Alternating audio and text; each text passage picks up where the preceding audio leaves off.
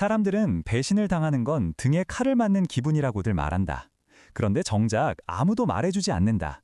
칼을 쥐고 있는 쪽은 어떤 느낌인지에 대해서는. 지금 이 말을 하고 있는 나는 칼을 쥐고 있었던 쪽이다. 한때는 나도 나 스스로를 꽤 괜찮은 사람이라고 믿었다.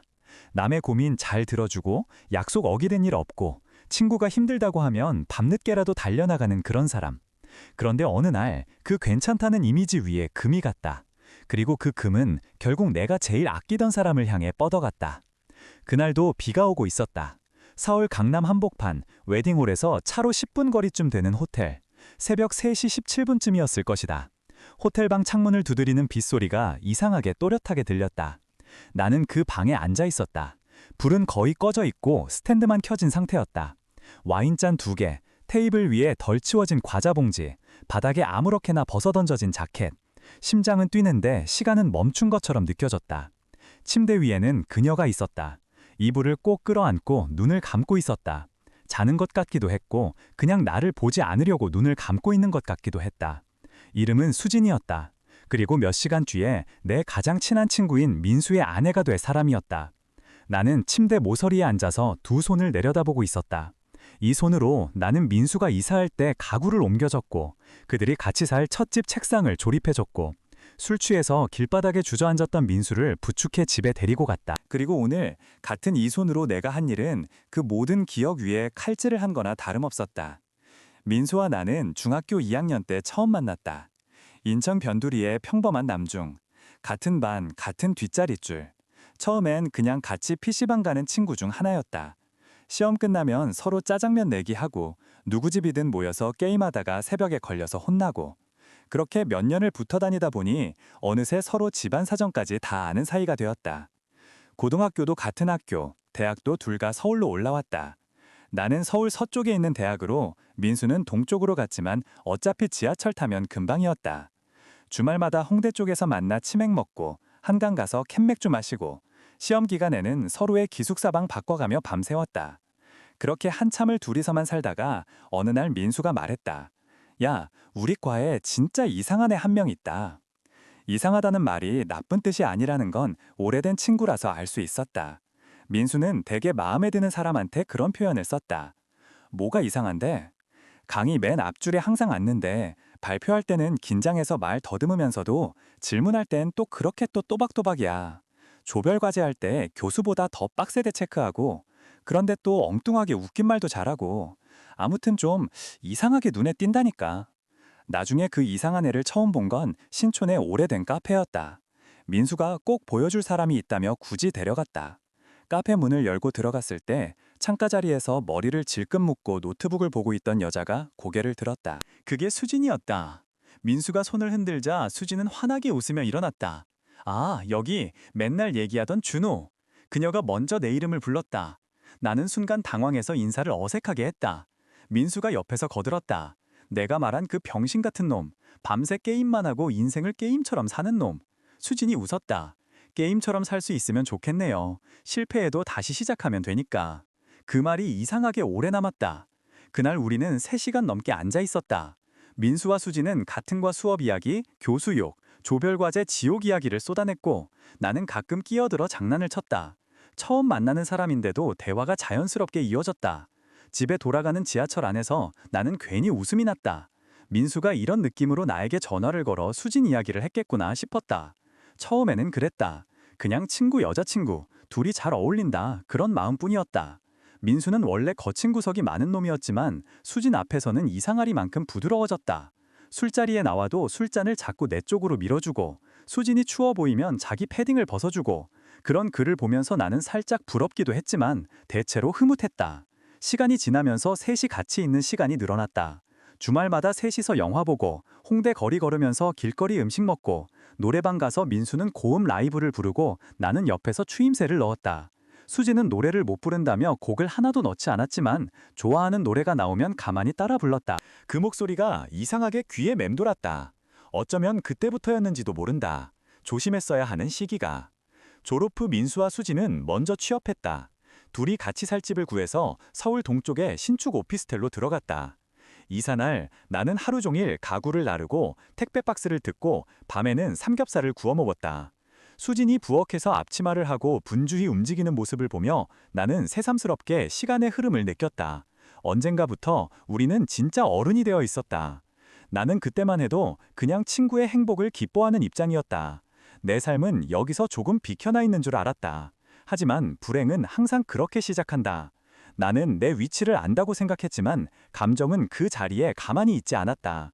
첫 번째 균열은 생각보다 자잘했다. 그해 여름 내가 다니던 작은 스타트업이 망했다. 대표가 투자금을 제대로 못 구했고 급여가 2달 밀리더니 결국 회사가 닫혔다. 나는 갑자기 백수가 되었다. 낮에는 노량진 근처 카페에 앉아 구인 공고를 뒤지고 밤에는 방구석에 누워 천장을 보고 있었다. 그때 연락해온 사람은 민수가 아니라 수진이었다. 잘 지내? 요즘 얼굴이 안 보이네. 괜찮냐고? 회사 얘기 들었다고. 힘들면 밥이나 먹자고. 처음에는 그냥 예의라고 생각했다. 그런데 시간이 지나면서 이상한 걸 느꼈다. 내가 새벽에 카톡을 보내도 답이 왔다. 면접 떨어졌다는 얘기를 해도 흘려듣지 않고 하나하나 물어봐 주었다. 너는 너무 네 자신한테만 엄격한 것 같아. 다 망한 세상에서 버티고 있다는 것만으로도 잘하고 있는 거야. 그 말이 그때의 나에게는 마치 삶 전체를 허락해주는 것처럼 들렸다. 누군가 나를 그렇게까지 단단한 말로 감싸준 적이 있었나 생각했다. 한 번은 민수가 지방 출장을 간 날이었다. 수진이 먼저 연락을 했다. 오늘 집에 혼자 있는데 너무 조용해서 이상하다. 밥 먹었어? 나는 대충 먹었다고 답했다. 그녀는 같은 동네에 괜찮은 김치찌개 집이 있다면서 혼자 먹기 싫으면 같이 먹자고 했다. 그날 저녁 둘이 마주 앉아 김치찌개를 먹었다. 나는 회사 얘기를 하다가 어느 순간 가족 이야기를 꺼냈고 아버지가 몇 년 전에 사업이 망한 얘기, 집안 분위기가 어떻게 변했는지 그런 것들을 평소보다 더 길게 늘어놓았다. 술 기운도 조금 있었지만 그것만은 아니었다. 수지는 중간에 끊지 않고 다 들었다. 그리고 딱 한마디 했다. 그래서도 네가 망한 사람이 되는 건 아니야. 그 말에 나는 갑자기 눈물이 날 뻔했다. 겨우 참고 물만 한 모금 마셨다. 집에 돌아오는 길 나는 이상한 걸 깨달았다. 내 머릿속을 맴도는 사람은 오랜 친구인 민수가 아니라 오늘 저녁에 내 이야기를 끝까지 들어준 수진이었다. 그래서 그 후로는 연락을 조심하려고 했다. 카톡을 바로 읽지 않고 일부러 몇 시간 있다가 답장하고 둘만 만나자는 제안은 피하고 최대한 거리를 두려고 했다. 내가 나 자신을 믿지 못하겠다는 느낌이 들었기 때문이다. 하지만 삶은 항상 우리가 피하려는 방향으로 굴러간다. 민수가 프로포즈를 한다고 얘기한 건 가을이 끝나갈 무렵이었다. 술집 구석자리에서 그는 이상하게 긴장한 얼굴로 말했다. 반지 샀다. 이번 주말에 남산 올라가서 말하려고. 나는 웃으며 축하해줬다. 야, 드디어 너도 가는구나. 나만 솔로냐. 그는 들뜬 목소리로 프로포즈 계획을 설명했다. 수진이 좋아하는 밴드 노래를 틀고 반지를 케이크 안에 숨기고 사진도 몰래 찍을 생각이라고. 그 이야기를 듣는 동안 나는 이상한 감정이 올라오는 것을 느꼈다. 기뻐야 하는데 가슴 한쪽이 묘하게 쿡쿡 찔렸다. 그날 밤 집에 돌아와 침대에 누웠을 때 나는 내 마음에게 솔직해졌다. 나는 친구의 행복을 진심으로 바라고 있었고 동시에 그 옆에 서게 될 사람을 부러워하고 있었다. 가격을 알면서도 욕심을 낸다는 게 어떤 건지 그때 처음 알았다. 손만 뻗으면 닿을 것 같은데 그걸 잡는 순간 모든 것이 부서질 거라는 걸 알면서도 자꾸 상상하게 되는 상태. 프로포즈는 잘 됐다. 남산타워 앞에서 찍은 사진이 카톡 프사에 올라왔다. 반지 상자, 눈물 고인 수진의 눈, 그 옆에서 어색하게 웃고 있는 민수. 댓글창에는 축하 메시지가 쏟아졌다. 나도 거기에 묻어가듯이 적었다. 축하한다고, 두 사람 잘 어울린다고. 그리고 하루 종일 핸드폰을 엎어놓고 보지 않았다. 그 뒤로 몇 달 동안은 일부러 셋이 만나는 자리를 피했다. 핑계를 대려고 마음만 먹으면 이유는 얼마든지 나왔다. 야근 때문에 부모님 내려가 봐야 해서 몸이 안 좋아서. 민수는 처음엔 장난으로 타박하다가 점점 진짜 걱정하는 눈빛을 보였다. 야, 너 요즘 왜 이렇게 사람 피하냐? 나 결혼하는 거 부담스러운 거면 솔직히 말해. 나는 웃으면서 손을 내저었다. 아니다, 그런 거. 그냥 나도 좀 정신이 없다. 네가 벌써 결혼할 나이가 됐다는 게 아직도 좀 안 믿겨서 그런가 보다. 그 말은 반쯤은 진심이었고 반쯤은 도망이었다. 결혼식 한 달 전쯤 결국 나는 다시 그들의 삶 안으로 끌려 들어갔다. 민수가 말했다. 야, 웨딩 준비하는데 사람이 너무 부족하다. 너 내 친구 맞냐? 와서 좀 도와라. 그 말에 나는 더 이상 피할 수 없었다. 웨딩홀 답사, 사진 촬영, 드레스 고르는 날, 셋이 함께 움직였다. 나는 최대한 민수 곁에 붙어서 수진과는 눈을 마주치지 않으려고 애썼다. 하지만 인간의 마음은 그렇게 매뉴얼대로 움직이지 않는다. 어느 순간 드레스숍 거울에 비친 우리의 모습을 보고 말았다. 하얀 드레스를 입고 서 있는 수진, 그 옆에서 핸드폰으로 사진을 찍어주는 민수, 그리고 그 옆에서 어색하게 손을 모으고 서 있는 나. 거울 속에서 우리의 위치는 분명했고 동시에 어딘 게 어긋나 있었다. 결혼식 전주 금요일 저녁, 그 모든 것의 마지막 퍼즐 조각처럼 그날이 찾아왔다. 문제의 전날 밤, 강남의 호텔, 비 오는 밤, 그리고 내가 그 방 문 앞에 서 있게 된 건 생각보다 단순한 이유 때문이었다. 민수가 깜빡하고 놓고 간 서류 봉투와 수진이 결혼식 때 꼭 목에 걸겠다고 하던 작은 목걸이. 그 목걸이를 수진이 어딘가에 두고 잊어버렸다는 메시지가 왔고, 민수는 이미 친구들과 회식 자리에 들어가 있었다. 야, 네가 호텔 쪽으로 가는 길이면 좀 들러줄 수 있냐? 내가 진짜 평생 가볼게. 그 부탁을 들은 순간 나는 잠깐 망설였다. 집에서 나갈 준비를 하다가 신발장 앞에 서서 아무도 없는 현관문을 향해 한참을 서 있었다. 안 가도 되는 길이었다. 하지만 나는 결국 신발을 신었다. 호텔 로비는 웨딩홀과 계약된 곳이라 그런지 온통 꽃냄새와 향초 냄새로 가득했다. 엘리베이터 안 거울에 비친 내 얼굴은 생각보다 더 피곤해 보였다. 문 앞에 도착해 벨을 눌렀을 때 안쪽에서 발소리가 다가오는 소리가 들렸다. 문이 열리고 수진이 서 있었다. 머리는 대충 묶었고 편한 원피스에 가디건을 걸친 차림. 얼굴에는 화장이 거의 없었다. 왔구나, 그녀가 말했다. 목소리는 평소보다 조금 낮았다. 응, 목걸이 찾았다길래 이거. 나는 봉투와 함께 그 작은 상자를 건넸다. 그녀가 상자를 받아들고는 크게 한숨을 쉬었다. 진짜 나 너무 정신없다. 할머니가 해준 목걸인데 이거 잃어버렸으면 진짜 혼났다. 들어와, 밖에 비 많이 와. 나는 잠깐만 있다가 가겠다는 말을 하려다가 굳이 그 말을 입 밖으로 꺼내지 않았다. 그냥 신발을 벗고 안으로 들어갔다. 방 안은 웨딩 준비물로 어지러웠다. 반쯤 접해온 화환 리본, 작은 카드들, 네일 쓸 화장풀들, 와인 한 병이 탁자 위에 놓여 있었다. 수진이 내 표정을 눈치채고 말했다. 혼자 마시려던 거 아니야. 친구들이랑 마시자고 가져왔는데 다들 집에 가버려서. 잔 2개를 꺼내며 그녀가 물었다. 한 잔 마시고 갈래? 나는 말릴 말을 찾지 못했다. 딱 한 잔만 이라고 스스로에게 변명을 하며 잔을 받았다. 와인은 생각보다 쓴맛이 강했다. 그러나 그보다 더 쓴 건 우리가 나누는 대화였다. 준호야, 응? 너 진짜 괜찮아? 갑자기 튀어나온 질문이었다. 나는 무의식적으로 웃으며 넘기려 했다. 당연하지. 왜? 거짓말. 그녀가 잘라 말했다. 나는 입을 다물었다. 회사랑 집이랑 왔다 갔다만 하는 사람 얼굴이 아니야 너. 예전에는 좀 힘들어도 그래도 입에 욕이라도 붙어 있었는데 요즘은 그냥 텅 비어 보인다. 괜찮다고 하면 거짓말인 거 아는데도 사람들은 보통 그 말을 듣고 안심한다. 그런데 수지는 안심하고 싶어 하지 않는 눈이었다. 나는 결국 솔직하게 말했다. 솔직히 말하면 잘 모르겠다. 하루하루 넘기는 것 같아. 뭘 하고 있는지도 모르겠고. 그녀는 잔을 내려놓았다. 나는 결혼 앞두고 있는데도 비슷해. 다들 축하해주는데 가끔은 숨이 막혀. 왜? 민수 너 많이 좋아하잖아. 좋아하지. 좋아하는데도 겁나는 건 겁나는 거야. 내가 민수한테 좋은 사람일까 자꾸 생각하게 돼. 이야기는 그렇게 흘러갔다. 서로의 불안과 두려움을 꺼내놓는 자리. 결혼식 전날 밤, 배경은 호텔방. 밖에서는 비가 창문을 때리고 시간은 점점 늦어졌다. 어느 순간부터 우리는 우리 둘에 대한 이야기만 하고 있었다. 너는 왜 그때 그렇게 나한테 잘해줬어? 처음 만났을 때부터. 민수랑 친하다고 해서 그런 거야? 아니면 그 말 끝에 그녀는 말을 흐렸다. 나는 잔을 내려놓고 대답을 찾았다. 그냥 좋은 사람이라고 생각했으니까. 너 스스로는 모르겠지만 누군가를 편하게 하는 능력이 있거든, 너. 그녀는 천천히 웃었다. 그 웃음은 예전에도 봤던 웃음이었지만 그날따라 다르게 보였다. 네가 그런 말 해주면 더 흔들려. 그 말이 공기 중에 떠다녔다. 나는 숨을 크게 들이켰다가 내쉬었다. 그만해야 했다. 그 말이 나오기 직전까지 나는 분명히 알고 있었다. 수진아, 응? 지금 우리가 하는 말 아무리 둘만 아는 거라도 선 넘기 직전인 거 알지?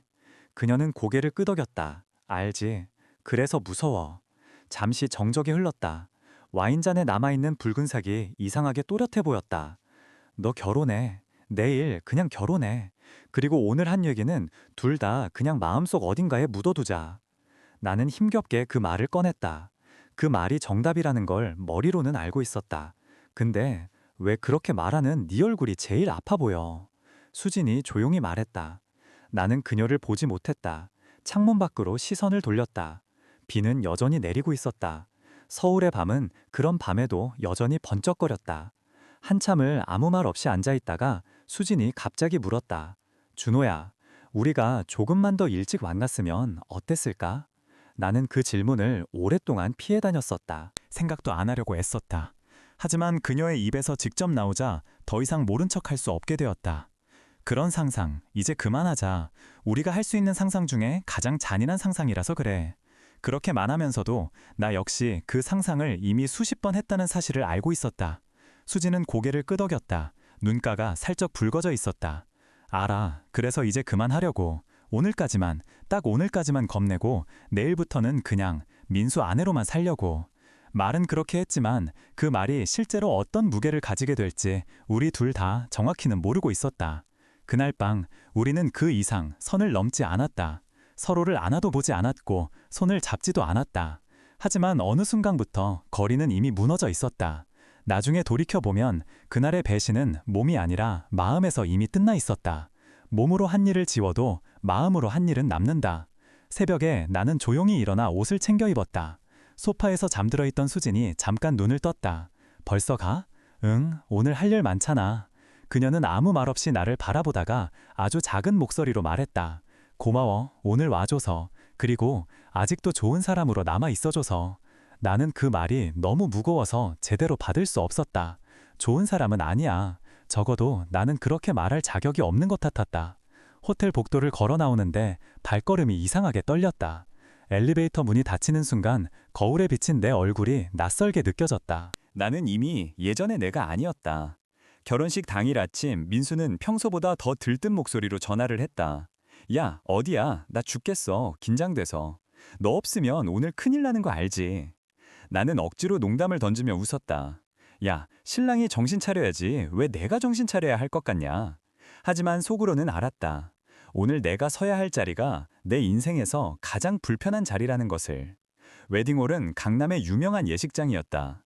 하얀 꽃과 샹들리에 예식장 특유의 향초 냄새. 하객들 웃음소리와 사회자의 목소리가 뒤섞여 떠들썩했다. 대기실에서 턱시도를 입고 서 있는 민수는 어릴 때부터 봐온 그 얼굴 그대로였다. 다만 조금 더 어른스러워지고 조금 더 두려워하는 눈을 하고 있었다. 야, 나 멋있냐? 민수가 물었다. 그래, 오늘만큼은 인정한다. 인생에서 첫 번째이자 마지막으로. 장난처럼 말하면서도 목 안쪽이 뜨겁게 타들어갔다. 신부 입장 직전 나는 신랑 옆에 서 있었다. 문이 열리고 하얀 드레스에 쌓인 수진이 들어왔다. 그 순간 모든 소리가 멀어졌다. 피아노 반주도, 하객들의 웅성거림도, 심지어 내 심장 소리조차도. 오직 한 가지, 그녀의 발걸음 소리만 또렷하게 들렸다. 눈이 잠깐 마주쳤다. 정말 한순간이었다. 하지만 그 짧은 순간에 우리는 서로가 어떤 생각을 하고 있는지 알 수 있었다. 우리가 어제 나눈 대화, 우리가 괜히 넘어갔다 돌아온 경계선, 우리가 앞으로 평생 입 다물고 살아야 할 비밀. 그 모든 것이 그 눈빛 하나에 담겨 있었다. 주례의 말, 서약, 반지 교환, 키스. 모든 순서는 매뉴얼대로 진행됐다. 하객들은 사진을 찍고 박수를 치고 신랑 신부를 축복했다. 그리고 나는 그 모든 장면 가운데에서 칼날을 쥔 채 서 있었다. 그 후로의 이야기와 몇 년 동안의 후일담, 그리고 내가 왜 지금 이 이야기를 털어놓고 있는지에 대해서는 이미 충분히 길게 말해왔다. 어느 날 나는 한강이 내려다 보이는 벤치에 앉아 수진을 다시 만났고 우리는 서로에게 말했다. 이 이야기를 민수에게 하지 말자. 이건 솔직함의 문제가 아니라 상처의 방식 문제라고. 진실이 항상 좋은 건 아니다. 어떤 진실은 세상에 나오지 않는 것 자체가 누군가에게는 마지막 남은 배려가 되기도 한다. 그 다음에는 몇 년이 또 지나갔다. 민수와 나는 점점 연락이 줄었고 결국 거의 남남이 되었다. 마지막으로 만났던 겨울밤, 그는 술잔을 기울이며 조용히 말했다. 가끔 그때 생각이 난다. 결혼식 전주에 네가 좀 이상했던 거, 그리고 수진도. 나는 대답하지 않았다. 그냥 잔안의 술만 멍하니 바라봤다. 그는 웃으며 말을 덧붙였다. 근데 뭐 다 지나간 일이지. 내가 괜히 예민한 걸 수도 있고. 나는 그 말 뒤에 숨어 있는 것들을 느꼈다. 의심, 두려움, 그리고 알면서도 모르는 척해야 하는 현실. 어쩌면 그는 이미 알고 있을지도 모른다. 어쩌면 어딘가에서 짐작하고 그 짐작을 억지로 눌러놓고 살아가는 걸지도 모른다. 누구도 진짜 묻진 않고 누구도 진짜 말하지 않는 상태. 우리는 그렇게 각자의 벌을 받으며 살아가고 있다. 나는 결혼을 하지 않았다. 누구를 깊이 좋아하게 되어도 어느 순간이 되면 한 발짝 물러났다. 말로는 준비가 안 됐다고 둘러댔지만 진짜 이유는 단순했다. 나는 내가 어떤 사람인지 한 번도 잊은 적이 없었다. 사람들은 가끔 묻는다. 정말 사랑하면 배신 같은 건 할 수 없는 거 아니냐고. 나는 이제 그 말이 얼마나 순진한 질문인지 안다. 사랑과 배신은 서로 반대편에 있는 것이 아니라 바로 옆에 붙어 있다. 한 발짝만 잘못 디디면 언제든 그 옆으로 떨어질 수 있다. 그리고 그 낙하의 끝에서 기다리는 건 화려한 파국이 아니라 길고 긴 침묵이다. 지금 이 이야기까지 오는데 몇 년이 걸렸다. 처음에는 입 밖으로 꺼내는 것 자체가 두려웠다. 내가 어떤 사람인지 다시 확인하게 될까봐. 하지만 어느 순간 이렇게 생각하게 되었다. 비밀은 어둠 속에서 썩기 때문이다. 빛에 드러난다고 깨끗해지는 건 아니지만 적어도 그 냄새를 혼자만 맡고 있지는 않아도 된다는 위로 정도는 얻을 수 있다. 그래서 나는 이렇게 말하고 있다. 서울 어딘가 작은 방 안에서 어쩌면 누군가의 이어폰 속으로 흘러들어갈지도 모르는 이 고백을. 나는 내 가장 친한 친구의 약혼자를 그가 가장 믿던 시기에 마음으로 배신했다. 그리고 그 사실을 알고 있는 사람은 이 세상에서 나와 그녀 둘뿐이었다. 이제는 한 사람 정도 더 늘어나도 상관없을 것 같다. 어차피 가장 무거운 벌은 이미 내가 평생 짊어지고 가기로 했으니까. 배신은 등에 꽂힌 칼이 아니다. 내게 있어서 배신은 손에서 놓을 수 없는 칼이다. 아무리 시간이 지나도 손가락 사이에 남아있는 그 감각은 사라지지 않는다. 그 무게가 내가 어떤 사람인지 계속 상기시켜준다. 그리고 언젠가 정말 멀리 시간이 흘러 모두가 나를 잊어버린 뒤에도 이 이야기는 어딘가에서 작은 메아리처럼 남아있을 것이다. 누군가에게는 단순한 이야기가 되겠지만 나에게만은 평생 끝나지 않을 자막처럼 따라붙는 문장. 한 번 저지른 선택은 다시 시작 버튼을 누를 수 없다는 사실. 게임이 아니라 삶이라는 곳에서는. 나는 그걸 아주 늦게, 아주 아픈 방식으로 배웠다.